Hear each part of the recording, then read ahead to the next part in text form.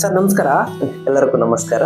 ನಾನು doctor Satish, founder and director of physio health care, Chikkaballapur.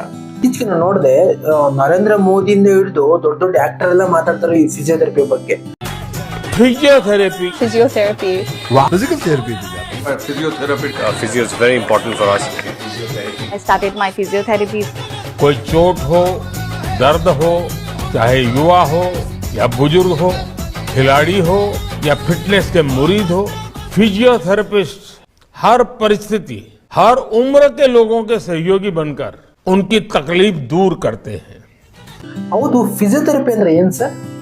S, physiotherapy is a branch of modern medicine of healthcare system where physiotherapists can treat from pediatric to geriatric and so many other departments in conservative management with modalities like electrotherapy, exercise therapy and rehabilitation and so many other physical modalities and equipments which relieve the pain, stiffness and improve the quality of life.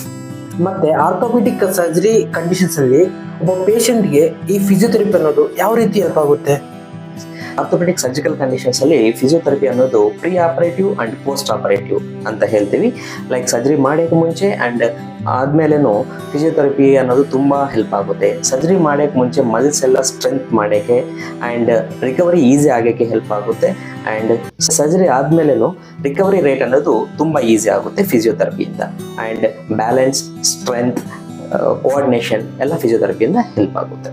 Orthopaedic and musculoskeletal conditions ಅಲ್ಲಿ like ತುಂಬಾ ನೋವು, any joint pains ಇದ್ರೆ, stiffness ಇದ್ರೆ, arthritis and post surgical conditions ಅಲ್ಲಿ like ACL repair or total hip replacement or total knee replacement and any fractures, ತದನಂತರ ಫಿಸಿಯೋಥೆರಪಿಯನ್ನು orthopaedic conditions ಅಲ್ಲಿ help ಆಗುತ್ತೆ. ಅಂಡ್ ನ್ಯೂರಲಾಜಿಕಲ್ ಕಂಡೀಷನ್ಸ್ ಅಲ್ಲಿ ಲೈಕ್ ಸ್ಟ್ರೋಕ್ ಆಗಲಿ, Bell's palsy ಆಗಲಿ, ಪಾರ್ಕಿನ್ಸೋನಿಸಮ್, ಮೈಸ್ಥೀನಿಯಾ ಗ್ರೇವಿಸ್ ಎಕ್ಸಾಂಪಲ್, ಈ ತರ ಕಂಡೀಷನ್ಸ್ ಅಲ್ಲಿ ಫಿಸಿಯೋಥೆರಪಿ ತುಂಬಾ ಹೆಲ್ಪ್ ಆಗುತ್ತೆ.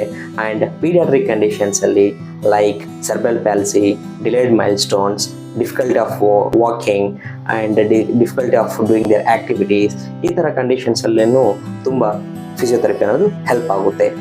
ಫೈನಲ್ ಆಗಿ ಹೇಳ್ಬೇಕಂದ್ರೆ ಈ ಫಿಸಿಯೋಥೆರಪಿಯಿಂದ ನಮ್ಗೆ ಯಾವ ರೀತಿ ಬೆನಿಫಿಟ್ ಸಿಗುತ್ತೆ ಸರ್? ಫಿಸಿಯೋಥೆರಪಿಯಿಂದ ನಿಮಗೆ ಮೇನ್ ಪೇನ್ ಅನ್ನೋದು ತುಂಬ ರೆಡ್ಯೂಸ್ ಆಗುತ್ತೆ, ಸ್ಟಿಫ್ನೆಸ್ ಅನ್ನೋದು ರೆಡ್ಯೂಸ್ ಆಗುತ್ತೆ ಆ್ಯಂಡ್ ಜಾಯಿಂಟ್ ಮೊಬಿಲಿಟಿ ಅಂತ ಹೇಳ್ತೀವಿ, joint range of motion improve ಆಗೋಕ್ಕೆ ಅದು ತುಂಬ ಹೆಲ್ಪ್ ಆಗುತ್ತೆ. And strength and endurance help ಆಗುತ್ತೆ. ಆ್ಯಂಡ್ ಫೈನಲಿ ಈ ಫಿಸಿಯೋಥೆರಪಿಯಿಂದ pain, stiffness, movement, mobility, overall ಆಗಿ ಲೈಫ್ ಕ್ವಾಲಿಟಿ ಆಫ್ ಲೈಫ್ ಅನ್ನೋದು ತುಂಬ ಇಂಪ್ರೂವ್ ಆಗುತ್ತೆ. Thank you so much sir.